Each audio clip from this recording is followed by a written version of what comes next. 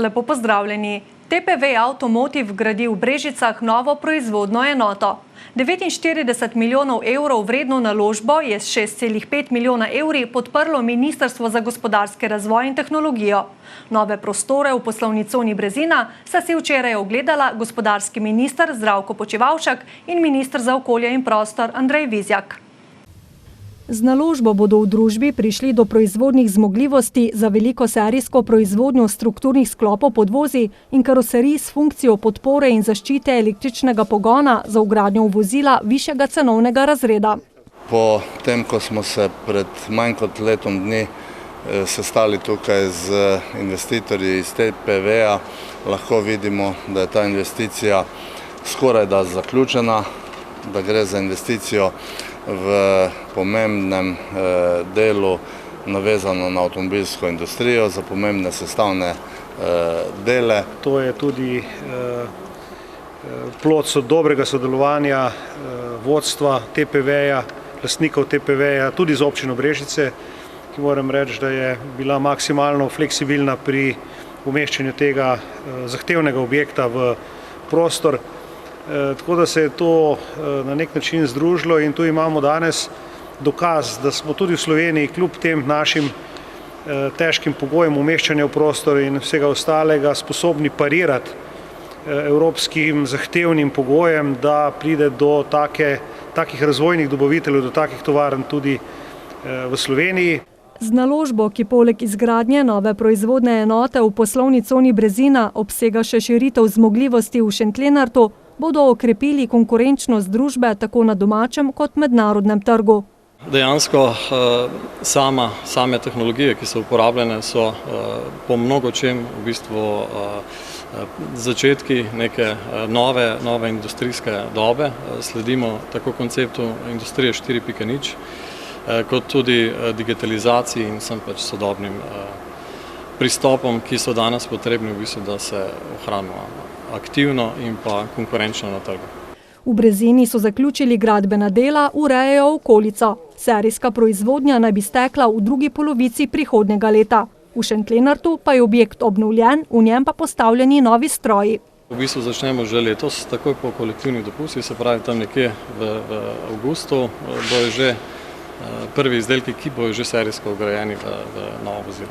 Z naložbo bodo ustvarili 50 novih delovnih mest, od tega 20 visoko kvalificiranih, ter pridobili prek 200 robotov in več kot 20 strojev za obdelavo.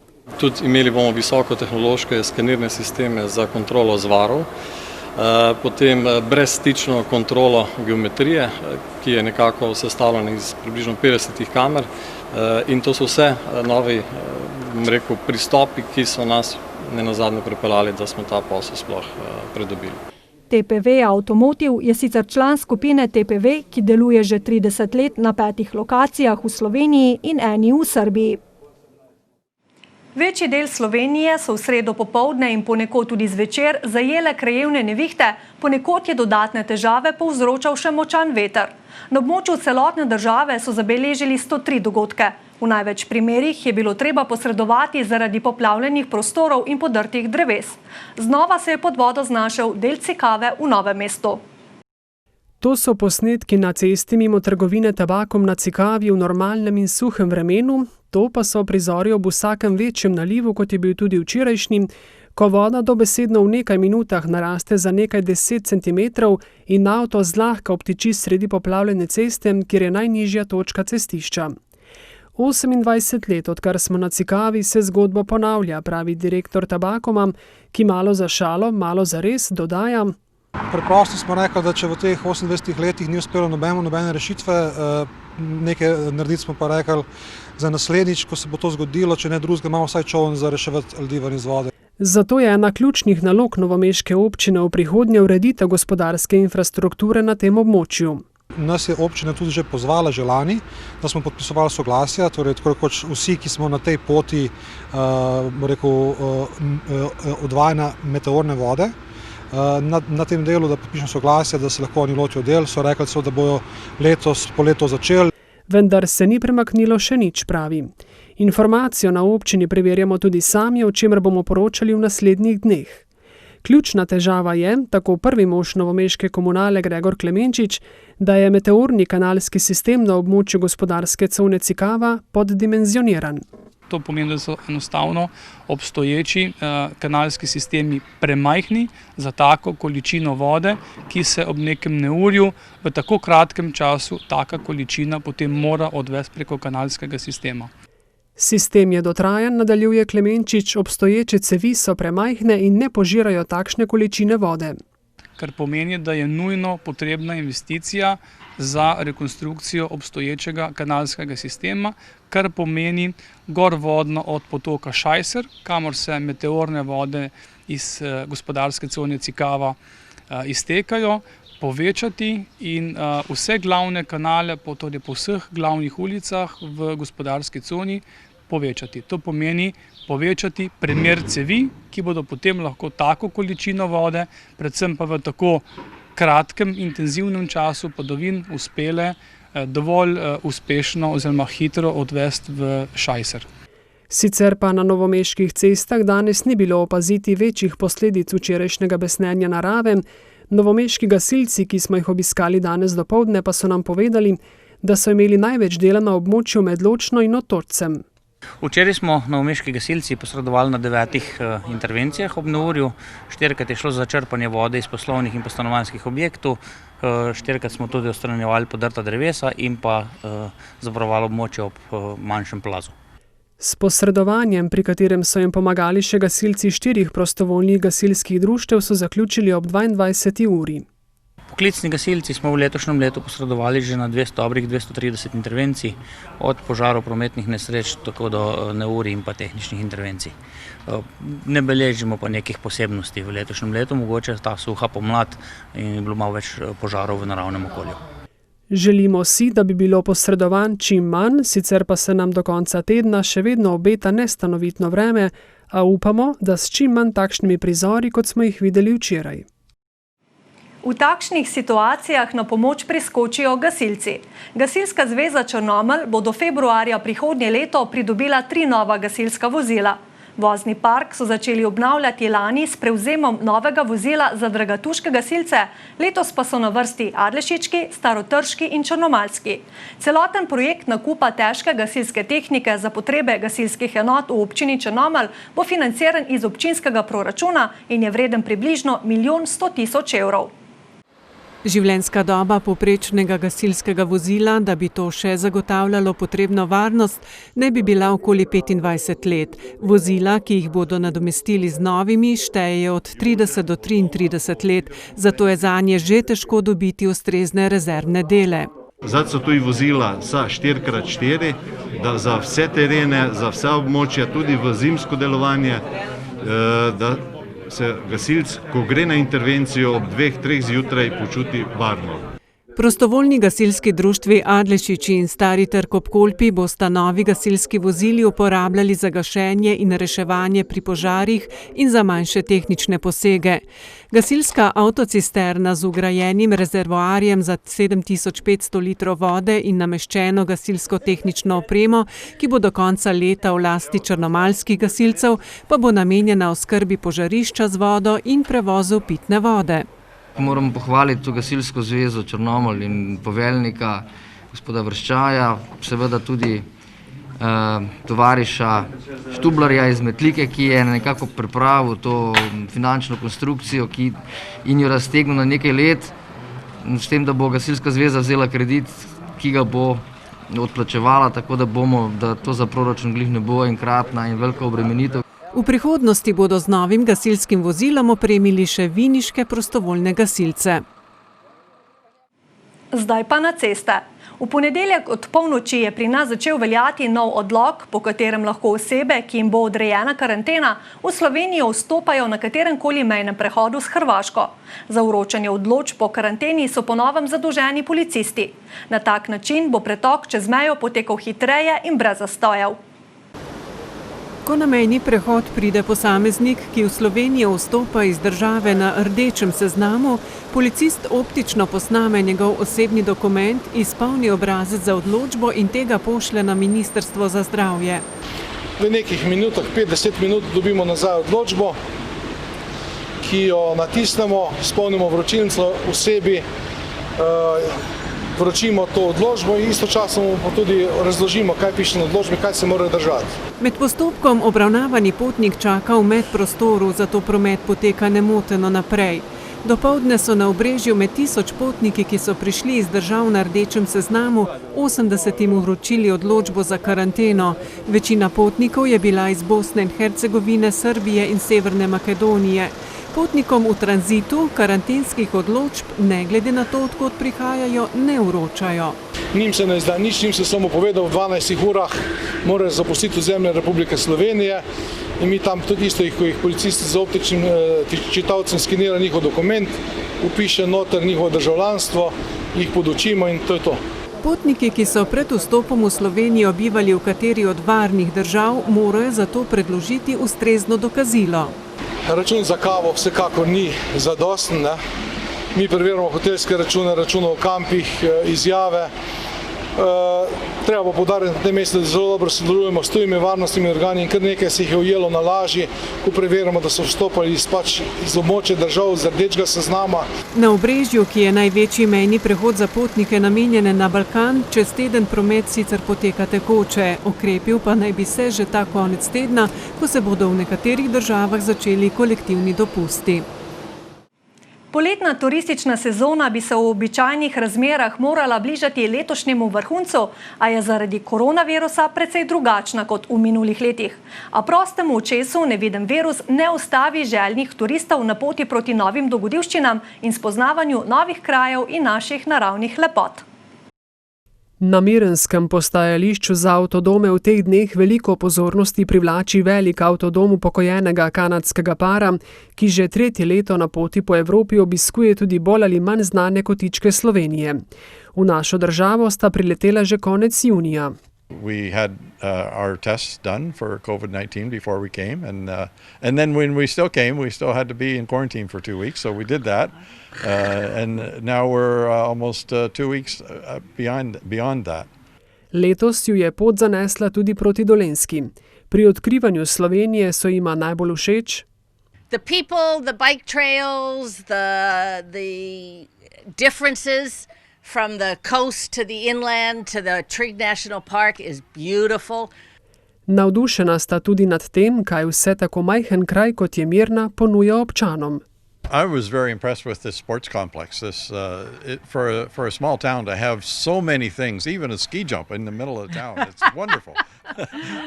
Z veseljem sta nam razkazala tudi notranjost svojega mobilnega doma v Evropi, katerega udobje spominja na hotel s 5 zvezdicami.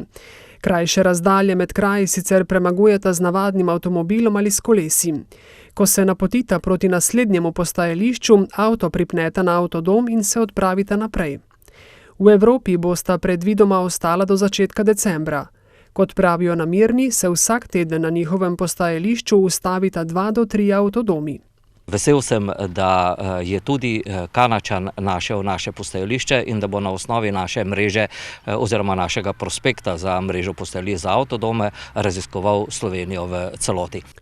V projekt mreža postajališč za avtodome po Sloveniji je za zdaj vključenih 86 občin. Ki na svojem območju ponujajo vsaj eno možnost za postanek z avtodomom, za to, da si popotnik z avtodomom odpočije in potem s kolesom ali peš raziskuje okolico lokacije, kjer se je ustavil. V danih razmerah je odkrivanje tujih dežel z avtodomom ena najbolj varnih oblik potovanja. Popotnik z avtodomom je načeloma samooskrben, ima svoj WC, ima svoj tuš, ima svojo kuhinjo, skratka tisto, kar potrebuje, vozi s seboj in je pravzaprav povsod doma. Popotniki si na ta način sami izbirajo kraj in dolžino postanka. Na Mirni so veseli vsakega turista. Trenutno seveda zaradi covida jih je največ iz Slovenije, pa vendarle prihajajo tudi Nemci, Nizozemci, Belgijci, Angleži, lahko rečem iz vseh evropskih držav, tudi iz Litve je že bil avtodom tukaj. Kanadska turista pa na vprašanje, ali bosta še prišla v Slovenijo, odgovarjata: Slovenia possibly next year. That'll be the 4th year and there's a whole lot of Europe we haven't got to because we keep coming here. So we're not, we are very bad about planning ahead. We don't even know where we're going to get to this year, never mind next year. Morda pa kanadski par zanese v občino Šmarješke Toplice, v kateri razvojni načrti na področju turizma, ki jih snujejo na območju Klevevža, dobivajo konkretne obrise. Prejšnji konec tedna je prve obiskovalce sprejel letni vrt v grajskem parku posestva Klevevž, ki sta ga uredili kmetija Karlovček in Šmarješka občina. Občina je nedavno postala lastnica bližnjega zemljišča z objektom in se je v okviru projekta Klevevška Toplica Biser narave že lotila urejanja okolice, v zadnjem obdobju množično obiskanega izvira termalne vode. Skupaj z lastnikom posestva namreč nameravajo območje Klevevža celostno urediti. Želimo ponuditi najvišja doživetja in zelo lepo bo tukaj v tem grajskem vrtu. Kot če doda, Klevevž tako prvič v vsej zgodovini dobiva gostinsko ponudbo. S posestvom je slabo desetletje tesno povezana kmetija Karlovček z vinogradniško in sadjarsko dejavnostjo. Sprva kot najemnik, zdaj pa kot lastnik. Lastnik kmetije pove, da so v prvi fazi uredili parkirišče in grajski vrt. Ob koncih tedna bodo obiskovalcem na voljo njihovi proizvodi. Ogledali se bojo lahko grad oziroma razvaline gradu, šli dol do izvira in do Toplice. Po urejeni pešpoti, za kar je poskrbela Šmarješka občina. Zelo kmalu sledi nadgradnja ponudbe posestva. V tem času bomo začeli tudi počasi postavljati oziroma pripravljamo dokumentacijo za postavitev Skansna, to je muzej na prostem. Obisk turistov je zelo množičen, parkiranje in dostop do izvira je bil zelo otežen. Zato smo to najprej uredili, še doda. In glede na prizadevnost vseh ključenih deležnikov bomo v okolici Klevevža in na samem posestvu v prihodnje resnično priča tektonskim premikom. Za razliko od številnih drugih projektov, v tem primeru zanesljivo ne bo ostalo samo pri obljubah.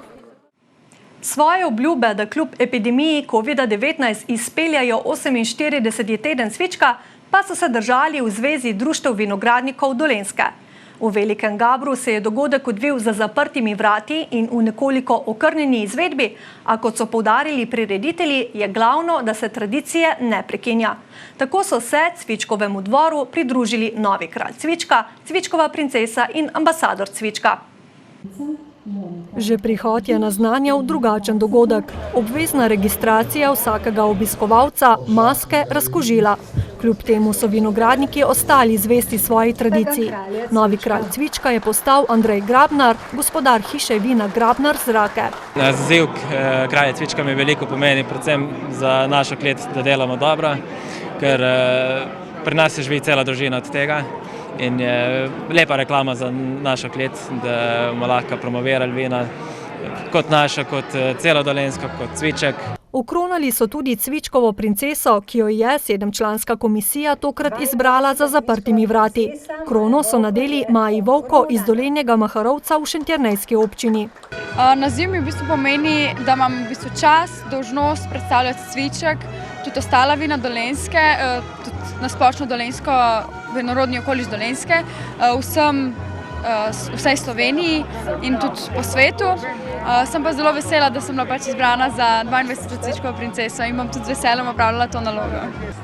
Šentjernej je pomembno vinogradniško in vinarsko območje in prav vesel sem, da se je mladenka opogumila in kandidirala. Seveda smo veseli in v imenu občine bomo tudi z vsemi močmi pomagali. Ambasadorjem cvička pa se je pridružil Vinko Štembergar. Štembergarjevi veljajo za ene največjih pridelovalcev vin in so dobitniki številnih priznanj.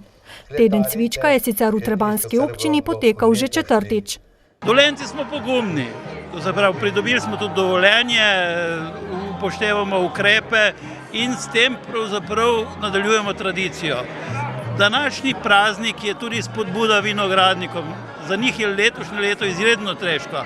Temu primerno, da je bilo ocenjevanje tudi nekoliko kasneje in ta situacija smo letos zbrali, kar lahko rečem, polovico manj vzorcev kot vsaka leta. Bilo jih je nekaj čez 400, bilo je tudi čez 375, bom rekel, s priznanji, kar je velik rezultat. Vedno, ko nastane ena kriza, ko se potrošnja zmanjša, pač prihaja neko več potreba in prav gotovo bo drugo leto, naslednje leta tudi za vinogradnike bistveno boljše.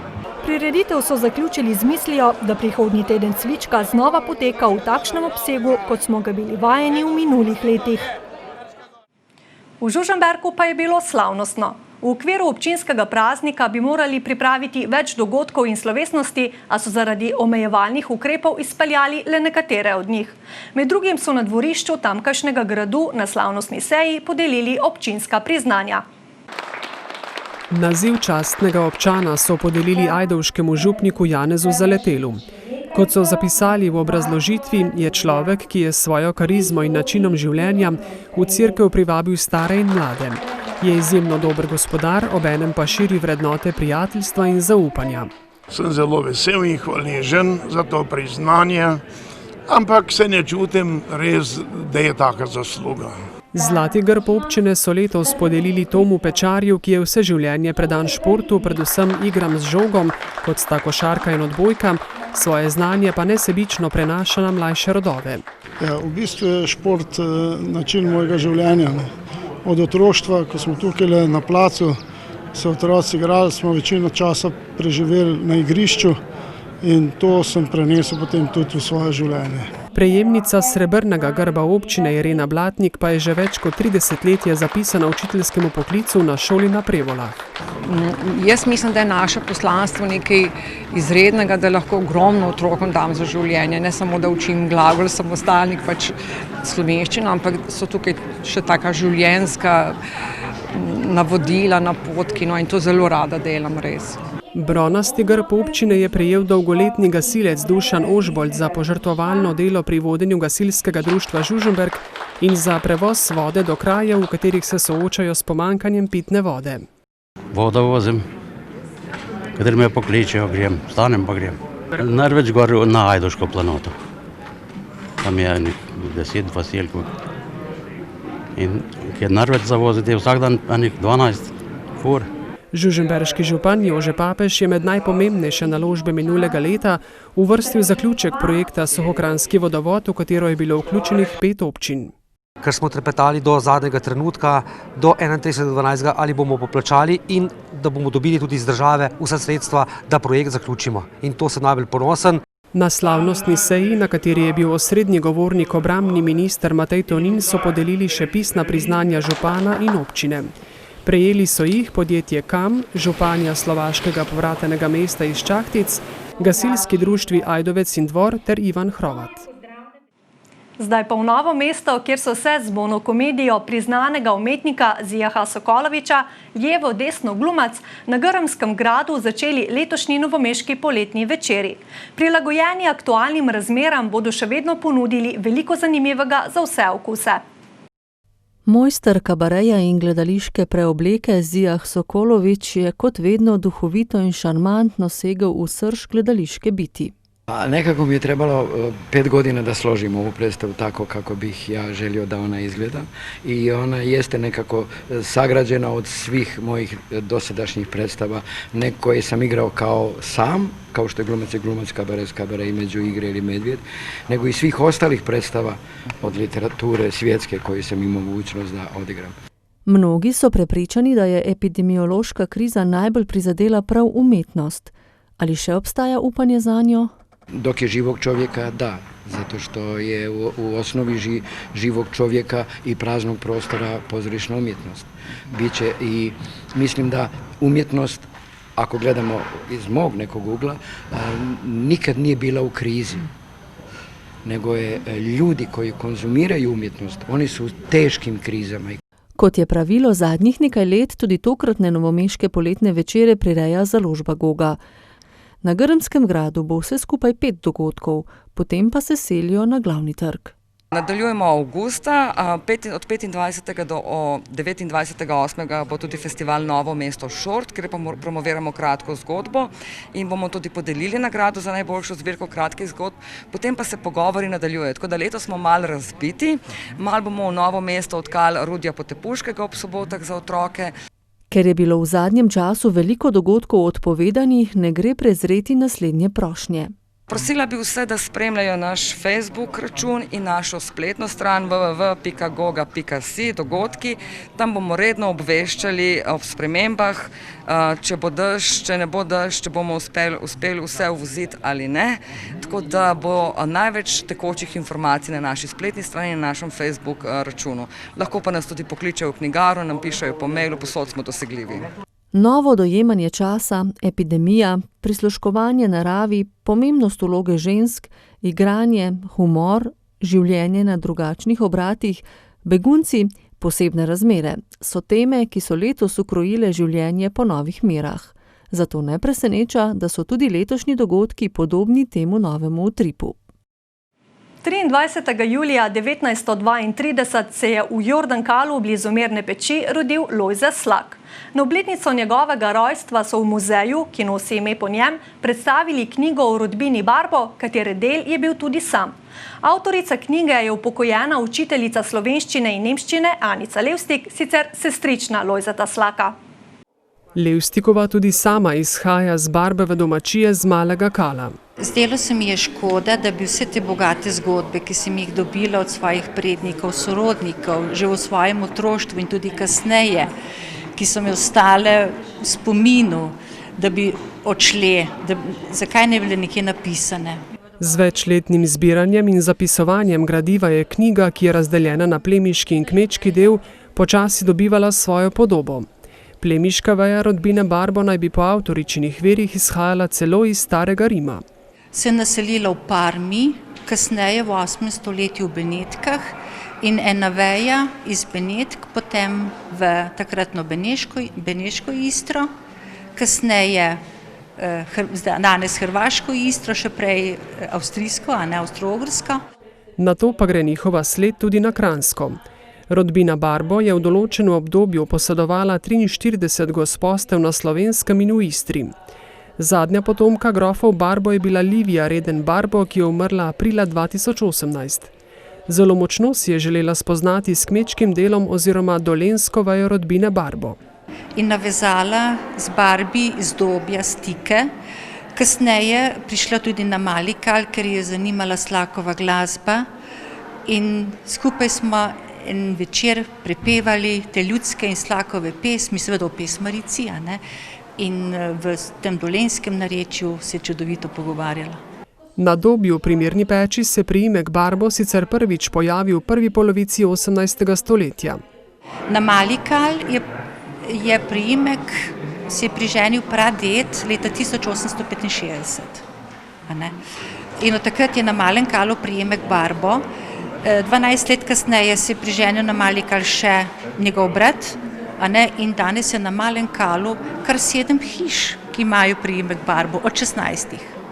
Kot že omenjeno, je bil Lojze Slak avtoričin bratranec in nanj ima zelo lepe spomine.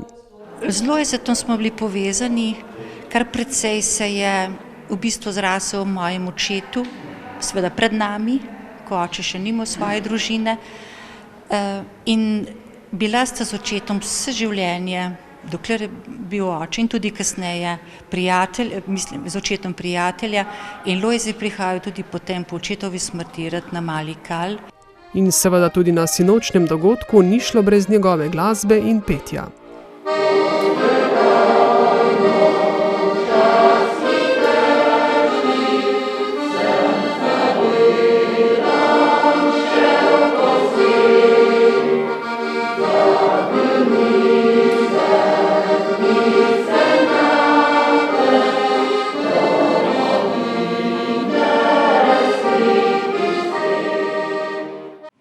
Toliko smo vam pripravili v tokratnem tedenskem pregledu.